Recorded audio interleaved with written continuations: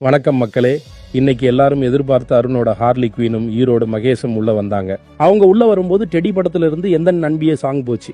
அர்ச்சனா அருணுக்காக வந்தாங்க. ஈரோடு மகேஷ் முத்துவுக்காகவும் மஞ்சரிக்காகவும் வந்தாரு. இருந்தாலும் நான் எல்லாருக்காகவும் வந்தேன்னு சொல்லிட்டு இருந்தாரு. மகேஷ் வந்ததுல இருந்து போற வரைக்கும் என்னாச்சுன்னு தெரியல. முத்து சைலண்ட் மோடுக்கு போயிட்டாரு.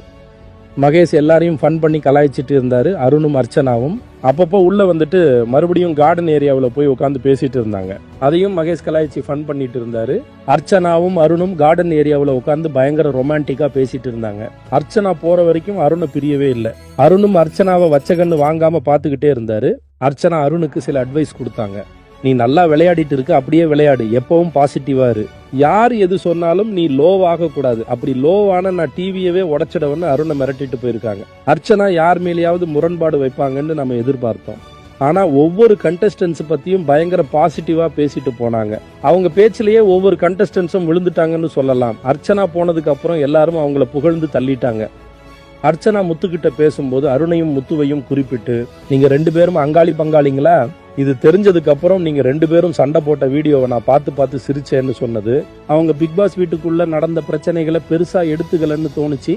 அர்ச்சனா போனதுக்கு அப்புறம் முத்து பேசும்போது கூட அர்ச்சனா யார் மேலேயாவது முரண்பாடு வைப்பாங்க, கருத்து சொல்லுவாங்கன்னு தான் நாங்க எதிர்பார்த்தோம். ஆனா 100% லவ்வோட அவங்க உள்ள வந்தாங்க, உங்களை லவ் பண்ணாங்க, அதே லவ்வோட உங்களுக்காக வெயிட் பண்றேன்னு சொல்லிட்டு போயிட்டாங்கன்னு சொன்னது நல்லா இருந்துச்சு.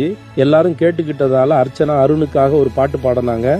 அருண் உள்ள போனதுல இருந்தே ஒரு பாட்டோட சில வரிகள் மட்டும் அவங்கள பாதிச்சதா அந்த பாட்டோட வரிகள் அவங்க பாடினாங்க.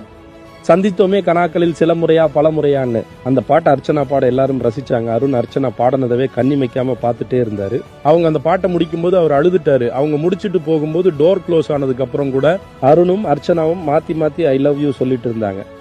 அர்ச்சனா போனதுக்கு அப்புறம் அவங்க ஜோடி சூப்பரா இருந்துச்சு. உங்களை அவங்க அவ்வளவு லவ் பண்றாங்க, அது பார்க்கும்போது எங்களுக்கு தெரிஞ்சதுன்னு எல்லாரும் அருண் கிட்ட சொல்லிட்டு இருந்தாங்க.